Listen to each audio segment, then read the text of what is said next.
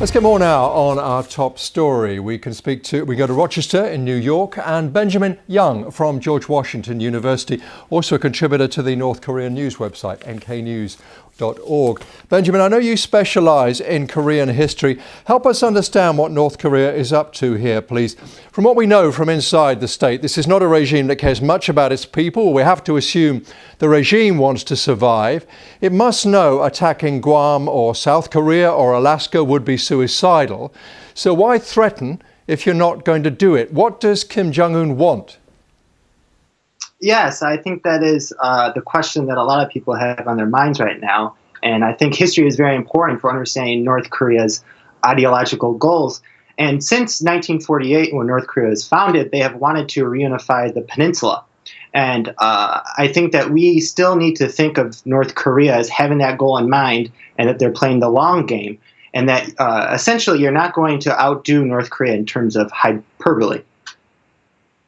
Looking at the history of North Korea and their view of the US, are they likely to back down? How do they see the United States? They see the United States as their eternal enemy. And if you look at recent reports in the news, North Korea is the one that is rejecting dialogue. They see themselves as having leverage over the United States right now, with the news coming about that they have miniaturized a nuclear warhead, and they now have a very sophisticated nuclear arsenal. They really have the upper hand over the United States, and I don't think that Trump's fiery rhetoric is doing much good, and it could actually turn into a very destructive war that could deeply impact millions and millions of people in East Asia. So assuming that everybody thinks that war is the worst outcome for everyone, what is the likely way forward here? The world accepts a future nuclear-armed North Korea? Well, I think Trump has three options. First option is to accept the reality of a nuclear North Korea.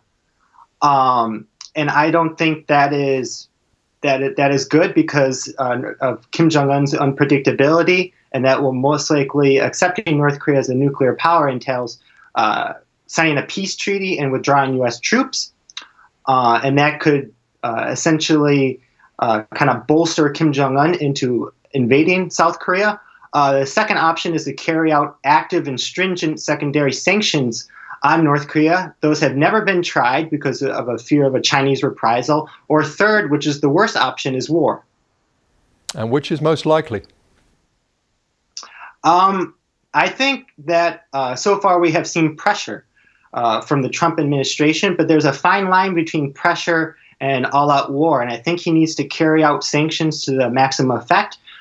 He needs to not be afraid of angering Chinese companies and banks. And he needs to really go after North Korean front companies in Russia and China. And I think that carrying out secondary sanctions is a very viable option at this point. But I don't think Trump's rhetoric this week has been beneficial. And I'm glad to see that some White House officials are pulling back Trump from this rhetoric. I think Tillerson has the tact and the intellect necessary for navigating this very complex situation, and I don't think when Trump goes off the cuff that it is very healthy or helpful. Benjamin Young, alarming but very interesting. Thank you very much.